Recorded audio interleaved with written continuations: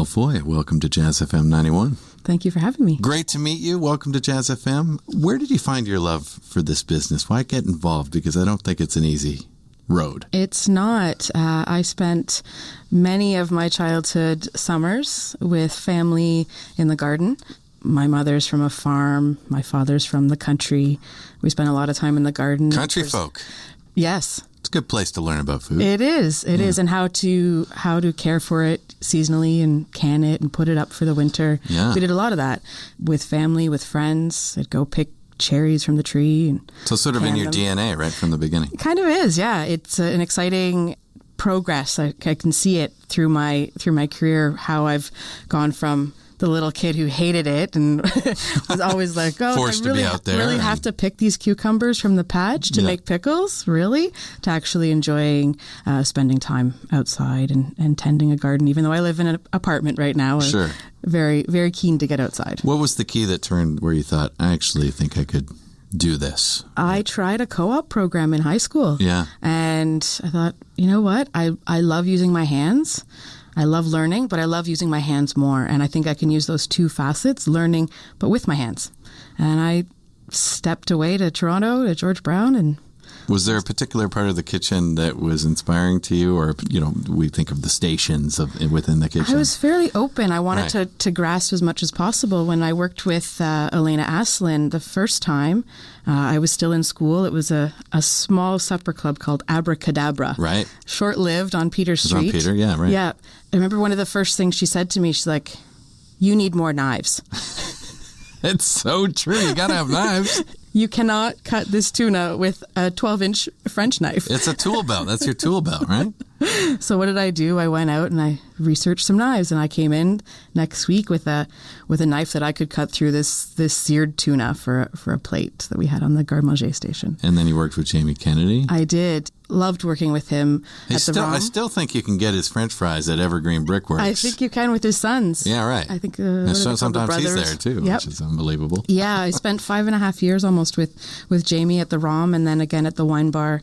And he entrusted me with the pastry department, which was a great undertaking for me. That's its own world. It is a very different world. Yeah, some people, that's it. That's what they do. Yeah, I was fortunate that Jamie gave me that sort of key to that palace and said explore and learn from your mistakes. It was amazing.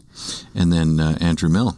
Great. I had a great time working with Andrew at Zuka. He's just recently left Zuka. He's retired from cooking after many, many, many years on the Toronto scene. That's pretty wild. Probably one of the most underrated chefs or least spoken about chefs that in the scene. Right. But has done so much to create this culture.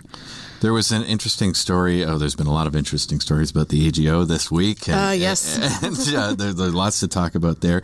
But I think it certainly stands out to me that they went with you as an executive chef. Yes. You're from this neck of the woods, yes. And you're inspired by the produce that we see here. And so that must have felt good to know that they were investing on that local level. It is. I started my career at the AGO just on a part-time basis when I had my own small business, catering for people in their homes.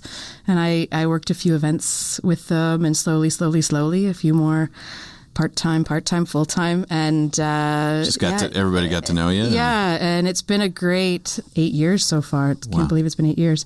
But really being able to nurture the next generation is one of the greatest outcomes. How does the executive chef at the AGO Bistro take the idea of cooking at home and then transfer that on such a mass scale? Because I know that's how you've tried to design the menu at the AGO.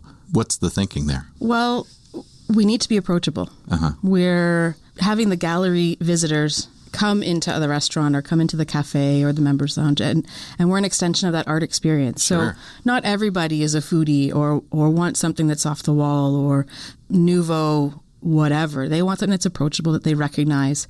But bringing the nuances of the art or the artist into the menu and onto the plate is something that we... Really? So you look at a group of 7 section of the area and you go, we need to be able to... Well, we feature... harness that somehow. Right now, Guillermo del Toro right. just launched. So he was on the show last week. Amazing. Yeah, how about that? So he actually really likes our fried panella on the menu. We try to feature a prefix menu for each of our major exhibitions that sort of the culture or the history or the where the artist is from or some of their background. Yeah. We've done for Georgia O'Keeffe and we've done for Alex Colville, a lot of East Coast inspiration. What would Georgia O'Keeffe be? It was something desert-ish. Well, or Santa New York? Fe, Or, yeah. a lot more Santa Fe, a little bit of New York influence on the cocktail menu, but on the actual menu itself, we focused on her as a person and her love of gardening and sort of the true getting into the soil, a lot like we do here in Ontario, something that I believe in as well. So we took a lot of the local influences and some of the preparations of Santa Fe, but just sort of melded the two things. I guess that, in a weird sort of way, I mean, that's kind of a fun project for you as each of these exhibitions come along. You go, okay, how are we going to... I'm interested to see what we do for Kusama. Yeah, really, no doubt. What are your favorite Ontario ingredients? I was just in Prince Edward County and everybody was sort of listing off what they love this time of year. Tomato or peach. Nothing like fresh peaches with the dollop of unsweetened whipped cream. Like, that's probably... Are we talking Niagara peach? Is that where we go for that? Niagara peaches, yeah. Yes. Do those rival the BC? BC? Yeah? Far and above. Far and above. So the Okanagan peach is a lesser peach in your mind. Of course, Ontario. You are listening to Arts Toronto. My name is Mark Wigmore, and my guest this morning is Renee Belfoy, the executive chef at the AGO Bistro, the wonderful restaurant found at the AGO. She is going to be part of the Eat to the Beat event happening at Roy Thompson Hall this week. What keeps you engaged in the kitchen at this point in your career? Because, like any job, even this job, I mean, at some point, it's work. You come in, you do your thing. But I would imagine you have to constantly be inspired when you're working with food. I still am a lover of cookbooks. Yeah. I think cookbooks. It's not all about Instagram and pictures online. It's about the tactile feeling. Again, getting my hands in something and feeling a book and getting to feel the insight of the author. Any quick recommendations? Right now, it's actually not a chef, but I'm still really intrigued by Something to Food About by Questlove. What does he do in that book? He talks to all of his favorite chefs, sort of interview style. I remember Jimmy sort of pointing out this book at some point. Yeah, and it's really about the individual chefs themselves and what drives them. It's not about recipes. It's about the people. Right. Really about the people. I was fascinated that Anthony Bourdain finally came out with a cookbook. I don't know if you've had a look at it. I did. Yeah, I have it. Yeah. Oh, you did? Yeah. What do you think? It's really good, wholesome, at-home food. The dessert section made me laugh. It's one page. It's just Stilton cheese. He hates sweets. He doesn't go for dessert. This is a restaurant that's gone through some transformation over the years, but is there a particular dish that's found its way to be a favorite on the menu, something that people always ask for when they're at the AGO Bistro? Well, we've changed our styles a few times to try it. Do we need to go a little bit more trendy, or do we want to really keep on the basis of culture and technique and really just provenance of ingredients? Sure. And I think really just making classics. There's not one standout, but we're always trying to evolve and find that right niche. But again, it's about approachability. You're always going to get a burger on our menu. You're always going to get a steak frite. We use Bespoke Butchers as our... Bespoke right here in Liberty Village. Right here in Liberty Village, there they are. Tell me why you're a part of Eat to the Beat, because it's a wonderful event. I've been a couple times, but it's a challenge for a chef. It's a big job to put this together for the night. But what inspired you to be a part of it? It's one of many local fundraisers that I've always been interested in. I started participating early 2000s when I was at the wine bar. And you're a veteran.